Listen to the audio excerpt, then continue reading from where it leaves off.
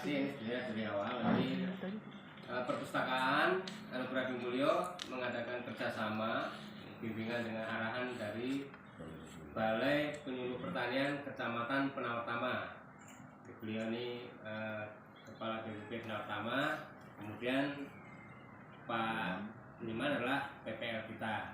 Nah, harapannya nanti kita bisa kerjasama jangka panjang. Nah, nanti saya berharap ini awal yang baik. Nanti setelah ini ada pelatihan, saya berharap ada pemantauan khusus. Jadi nanti perpustakaan akan memantau teman-teman sekalian bagaimana prosesnya ini supaya tetap berjalan sampai sukses, bermanfaat, begitu ya. Misalnya nanti apa kekurangannya, 4, nah, kita siapkan misalnya seperti itu, ya. Terima kasih. Silakan mendengarkan pengarahan dari Pak BPP atau dari Assalamualaikum warahmatullahi wabarakatuh. Oke, untuk persingkat waktu kita langsung praktek saja ya di lapangan.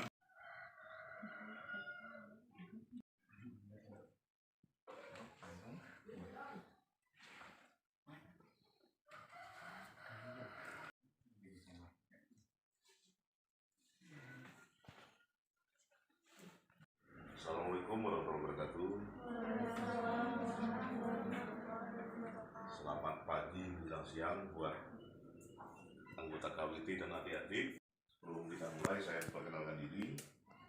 Nama saya mungkin sudah ada yang kenal ya. Saya Pak Win. Ini statusnya jabatan Kepala BPP atau PPL. Nah, dalam kesempatan ini saya juga ditemani oleh rekan saya juga, Pak Nyoman, sebagai penyuluh atau PPL sini. Nah, pada hari ini, hari Senin, tanggal 31 ya, 31 Mei, kita berkumpul untuk mengadakan praktek pembuatan kompos. Ya. Namun sebelum kita praktek di lapangan nanti, kita mencoba untuk memberikan sedikit teori agar nanti adik-adik atau mbak-mbak atau peserta hari ini bisa memahami bagaimana membuatnya. Gampang, simple, nggak perlu mencari bahan-bahan yang sulit, di sekitar kita sudah ada. Nah, sedikit saya menyuplik tentang pembuatan kompos. Kompos dari macam-macam, ada kompos dari murni kotoran hewan, ada kompos dari jerami atau bokasi ya, ada juga kotoran kompos dari bahan-bahan organik yang ada di sekitar kita ya. Nah, di sini kita mencoba kompos yang menggunakan treatment bahan organik lain ya. Contohnya tadi ada E4 ya.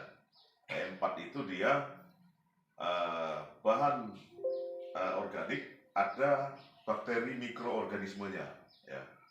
Bakterinya terus tentunya menguntungkan ya. Nah, di sini alat-alat yang perlu kita siapkan. Nanti di sini ada. Tentunya kalau kita membuat produk yang kompos ini, kita harus menyiapkan dulu bahannya. Jangan kita mau praktek kali bahannya nggak ada ya. Nah, jadi kita siapkan dulu peralatannya dulu. Yang pertama ya pacul. Pacul ini cangkul ya. Cangkul. Pacul ini bahasa Jawa ya.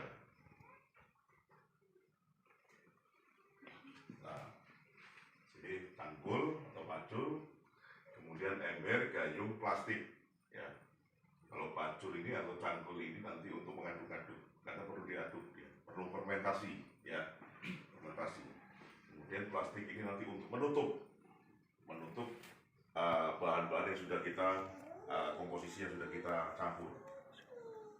Nah, kemudian ini tadi alat-alat ini bahannya, bahan ini adalah sarana untuk membuatnya ya. Ada E4, kemudian ada dedak, ya, kemudian ada serasa, ya. Serasa ini bisa dari daun-daunan kering, daun-daun yang ada di pekarangan, itu kita kumpulkan, itu nanti bisa kita campur. Kemudian bisa juga nanti menggunakan kedepok pisang, ya. gedepok pisang ini bagus untuk pembuatan kompos karena dia ada kandungan airnya, yaitu nanti dicacah. Kemudian tujuannya dia untuk meningkatkan pH, jadi mempercepat proses jadinya pupuk kompos. Kemudian air ini untuk supaya menjaga kelembapan. Nah, kemudian setelah bahan ini disiapkan, tentunya langkah selanjutnya kita pembuatan. Ya, pembuatannya gampang. Bahan-bahan yang sudah disiapkan tadi ini dicampur, ya, dicampur. Kemudian setelah dicampur aduk, ya, diciprati air, ya, dicampur EM tadi, ya.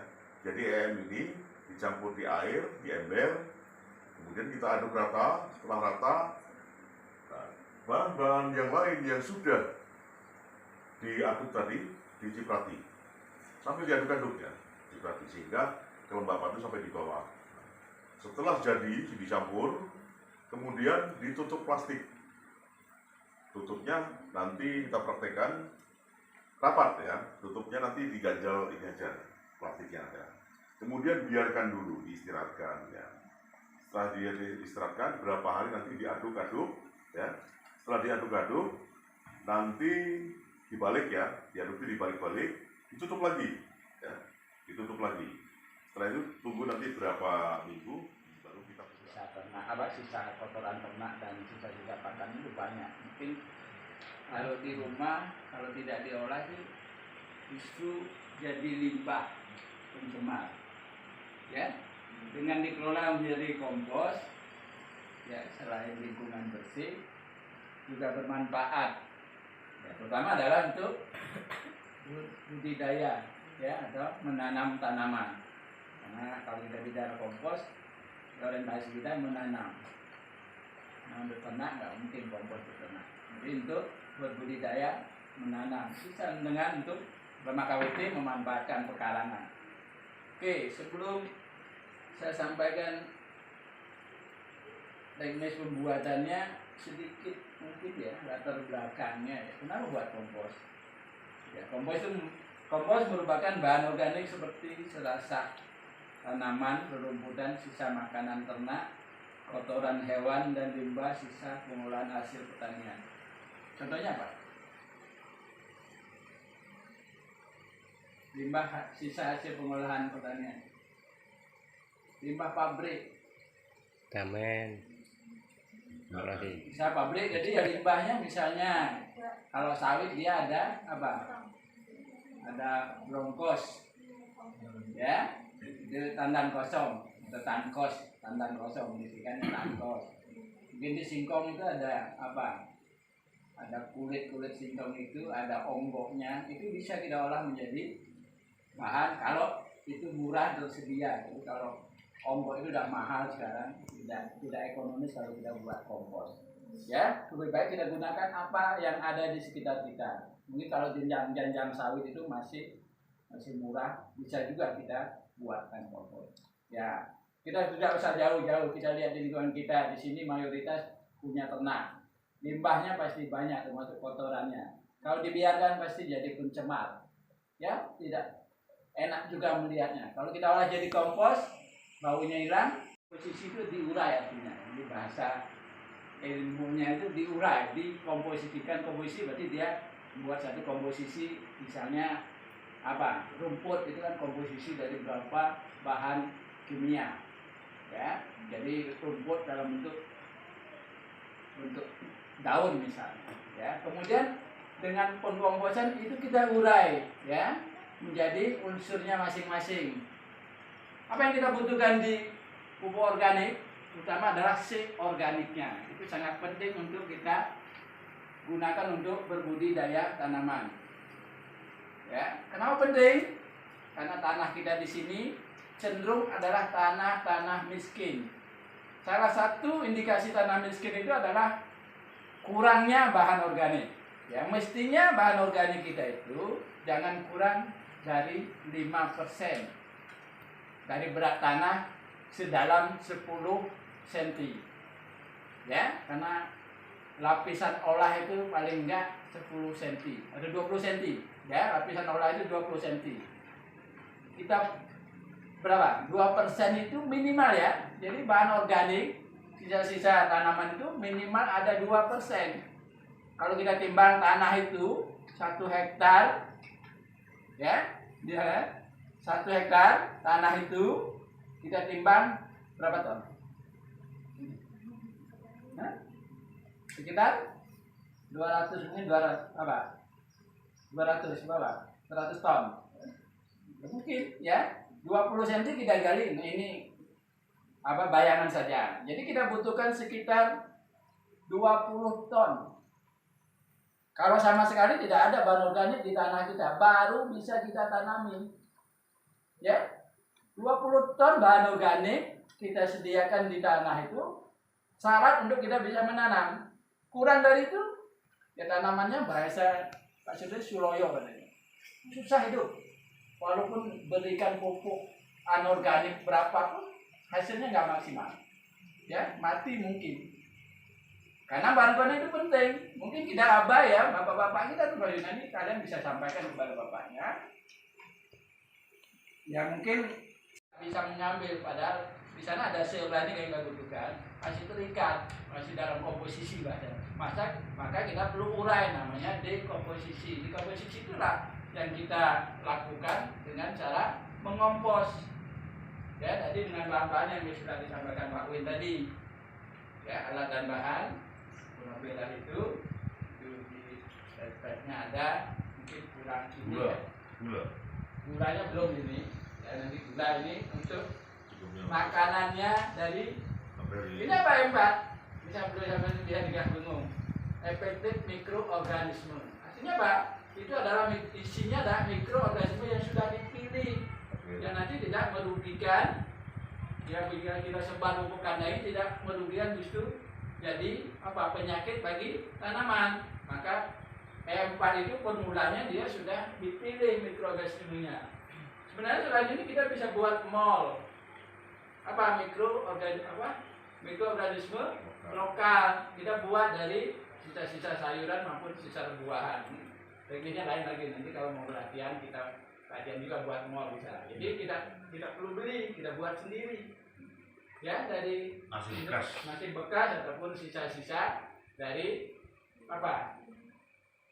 Mungkin saya sampaikan jauh ya, biar nanti memahami, tahu prinsipnya. Oke, jadi efektif mikroorganisme isinya nanti sudah ada Pak ya?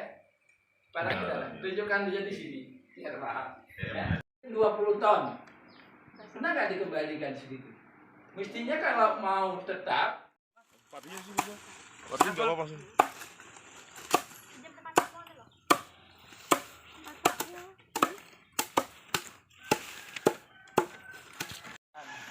Tapi tidak boleh juga lebih dari 50 derajat Celcius suhunya. Kira-kira saja lah. Kalau panas betul, mungkin kalau kita untuk anak kita periksa 40 derajat sekian ya. Kalau luar biasa. Iya, kenapa tak mau pempek marah. Saurnya kan ada pemakai bekas-bekas kangkung kan biyen. Di atas tandur sayuran kayak kan sudah di lemai. Kayak tandur jahe ya. Tapi ini karena COVID ini Nanti kok Sekarang juga nggak kebagian. ya. Apa ini? Yang bengi pas begini kan okasnya Iya, gitu. satu belum. Lah iya. Sampai telat ibu enggak kebagian. Sini pas bengi kan udah jalur itu. Kasih Tapi pindah ini. Ya kan Di kantor balai desa tandur sekolahan barang iya. belum kena. Pindah ke pindah. Salah bagi loro kene karo om kena. Bapak kan juga kok kene. Aku kan kok jambu karo apa ya? Lihat Kok kene kabeh, Dek. Balai desa kok kene. aku mau njupuk blimbing. Kok blimbing. Blimbing enggak jambu karo duren apa ya kayak apa?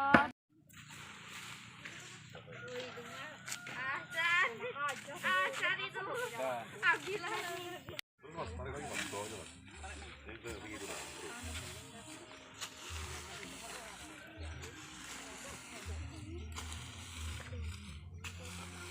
kita membuat komposisi EM-nya. Ini nggak boleh kena matahari ya. Kalau kena matahari dia langsung mati. Ini akan dosisnya berapa? ada ya. Per liternya berapa itu? Ada di situ. Tadi ini. Satu, Gila. dua, Belum. Tambah gula nggak? tiga, Tambah gula ya? Gula merah atau putih? Putih. Ya. 5, 6, 7, 8. Taruhlah ini 8 ya. Ini satu ember. Kemudian kita aduk. Jangan tidak diaduk karena nggak tercampur dia ya. Ini kita aduk. Gulanya tadi mana Pak Cuman? Nah sini. Nah gula ini adalah makanan dari EM ya. Bu Lurah sini nggak apa Bu Lurah. Dari melebu.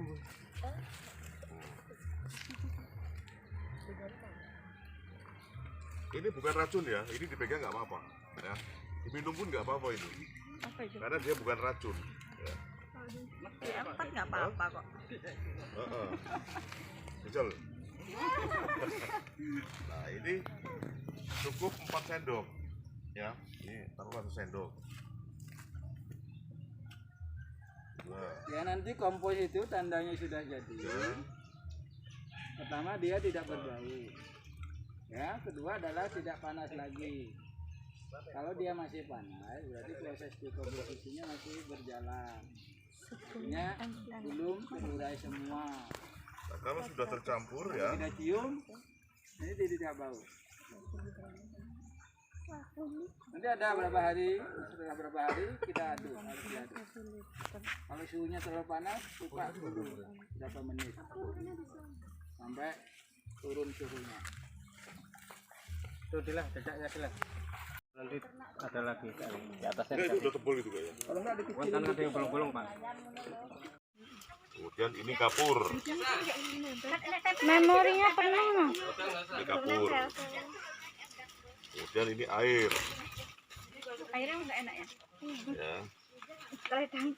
Kemudian Kotoran ternak mau hori. ini dedak, ya, dedak.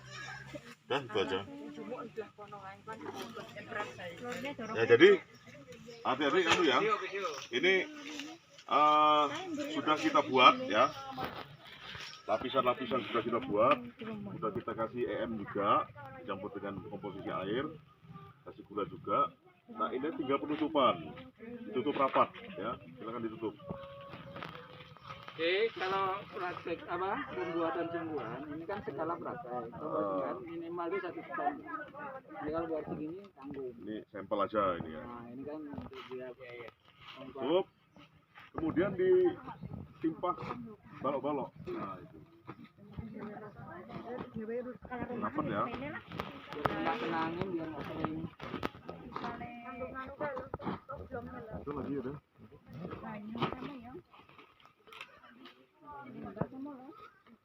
Kalau tanahnya nggak lembab kurang.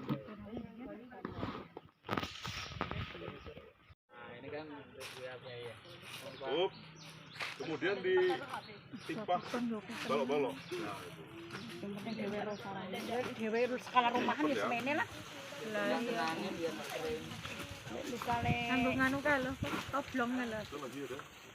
Banyu kamu ya. Limbah kamu lho. Limbah karet. Kurang dia potong ya. Assalamualaikum warahmatullahi wabarakatuh. Pada hari ini kami dari BPP Penawar Tama, Balai Penyuluhan Pertanian, didampingi oleh penyuluh Dwi Mulyo. Kami bekerja sama dengan Perpustakaan Anugerah Kampung Dwi Mulyo dan KWT Kampung Dwi Mulyo beserta anak-anak yang pengurus dari perpustakaan praktek membuat pupuk kompos. Ini kami baru selesai melaksanakan pembuatan pupuk kompos. Mudah-mudahan nanti ini bisa diaplikasikan oleh anak-anak atau KWT untuk diaplikasikan ke kebunnya masing-masing. Kegiatan ini, kerjasama ini kami laksanakan atas dasar kepentingan masyarakat sekarang, karena kita harus menggalakkan penggunaan pupuk kompos atau pupuk organik. Di sini juga kami mengimbau agar para petani kami nanti bisa mengurangi penggunaan pupuk kimia yang sekarang ini masih marak, bahwa pupuk kimia adalah prioritas utama, padahal tidak. Kita harus memprioritaskan penggunaan pupuk organik karena untuk memperbaiki atau mengubah kandungan, struktur, dan tekstur tanah. Ya. Untuk itu kami dari Balai Penyuluhan Pertanian mengucapkan terima kasih atas kerjasamanya. Mudah-mudahan kegiatan kita ini bermanfaat untuk kemudian hari. Perpustakaan Anugerah? Yes! Dwi Mulyo? Yes, yes, yes.